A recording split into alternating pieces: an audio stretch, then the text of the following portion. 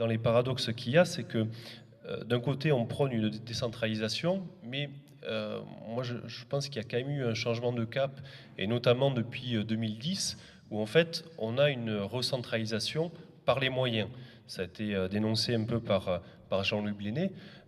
C'est vrai qu'on a complètement cassé la dynamique que pouvaient avoir les collectivités de lever un peu d'impôts. Il y avait toute la réforme de la taxe professionnelle, en fait, qui a remis les collectivités, en fait, directement sous tutelle des dotations de l'État. Donc, c'est-à-dire qu'on ne fait plus des politiques, on a du mal à proposer un projet politique, puisque ce qui nous pose souci, c'est que l'État nous dit, ben, vous pouvez faire ce que vous voulez, mais moi, de toute façon, j'ai prévu de vous baisser votre dotation, et ça sera de pire en pire.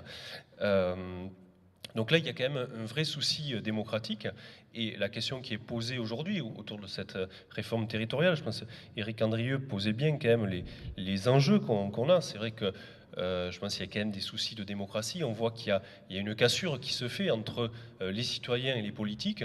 Il y a un monde aussi qui bouge. Il y a l'Europe, il y a l'internationalisation. Donc il faut aussi repenser les collectivités, non pas sur le mode d'une journée à cheval comme c'était il y a peut-être plus de 200 ans, mais par rapport aux enjeux qu'il y a aujourd'hui.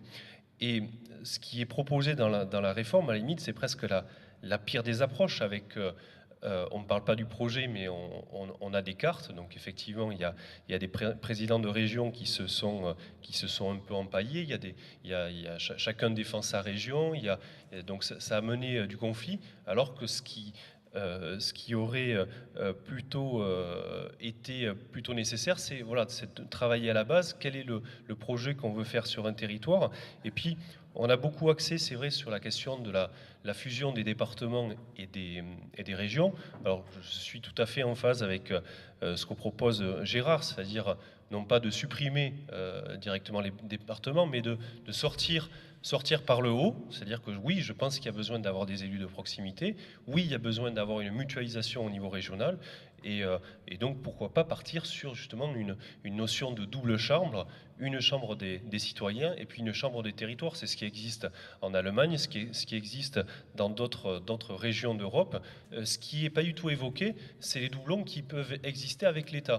Je disais dans l'anecdote, par exemple, sur les fonds régionaux d'art contemporain, on se retrouve région et État, DRAC, à cofinancer 50% chacun tous les dossiers. Donc ça veut dire que c'est le même dossier, il est instruit dans deux services différents. Donc je ne vois pas pourquoi on ne pourrait pas fusionner la DRAC avec les budgets régionaux. On gagnerait en efficacité, et puis ça nous permettrait d'avoir à minima déjà un début de politique culturelle en région. Sur la question de l'Occitanie, parce que la question est quand même de se dire comment est-ce qu'on peut structurer ce territoire. Alors j'ai repris un petit peu ce qui avait été fait donc dans les cartes notamment de Robert Laffont, qui avait travaillé un petit peu sur la structuration de ce territoire occitan. Il y avait eu des contre-propositions de Jean-Claude Lugan, et puis il y avait eu également d'autres propositions à l'époque de Boulain-Biral País et autres.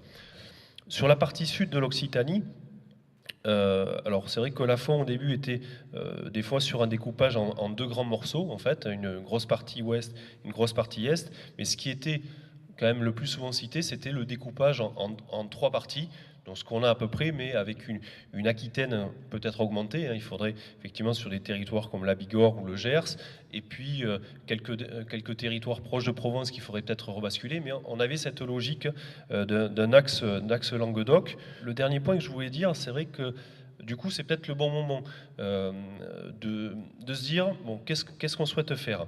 Il y a des enjeux économiques qui sont clairs.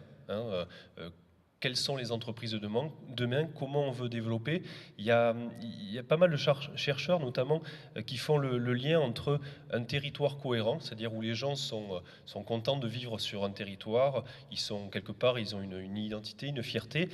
Ces territoires-là, en général, il y a beaucoup d'innovation, parce que même si l'un est patron d'entreprise, l'autre est cultureux, l'autre est ouvrier, en fait, les gens se parlent parce qu'ils ont quelque chose à partager. Ce qu'ils partagent, c'est leur culture.